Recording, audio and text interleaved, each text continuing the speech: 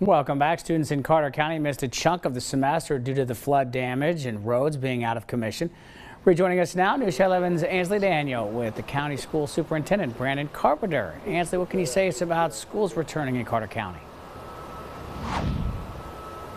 Well, Casey, it's a very happy week here from the school standpoint in Carter County. I'm standing by with Superintendent Brandon Carpenter. Thank you so much for joining us this afternoon. Oh, you're welcome. I appreciate you doing this. Well, first off, how has this week gone? What was that first day like? It was. I think this has been a great week for our students and our parents, our faculty and our staff. Everyone's just really happy to kind of get a sense of normal and some routine back to their life here in Carter County.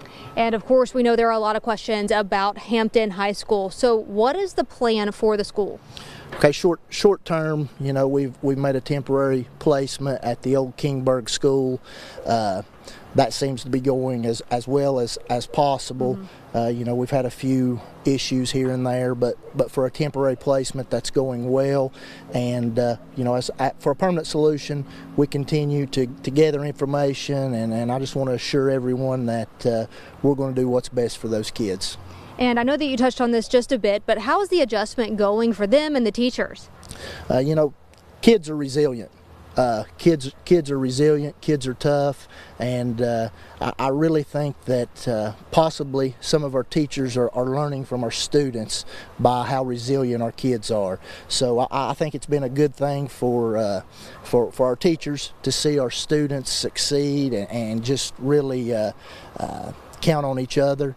So I think that's been a good thing. And we know that students unfortunately missed quite a bit of time in class. What are you all doing to combat the learning loss? Well, we've had several meetings with our supervisors and administrators. You know, and you talk about missing 17 straight days in October. That's a pretty significant amount of time for a school system.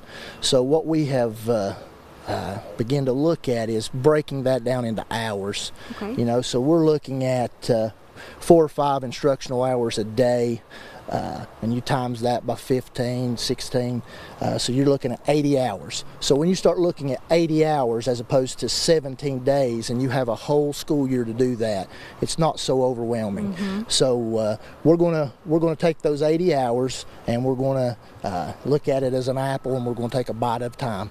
You know, so we have a plan to make the best out of a bad situation. Are there any resources that you want families to be aware about that the school system can help with? Yes, there's tons of resources, and the best way to get in touch with somebody who can hook you up with those resources would be to go to our schools. All of our schools have one, some have multiple student support coordinators, and if you will see that student support coordinator, you know, they can help with everything from laundry to finding people who help rebuild houses.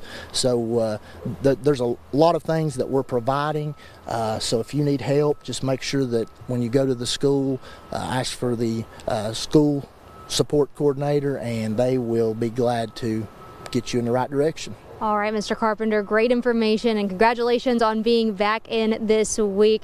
Again, Casey, it's been rough here this past month, but a lot of hope this past week as students are finally back in class here in Carter County. I'm going to go ahead and send things back to you in the studio.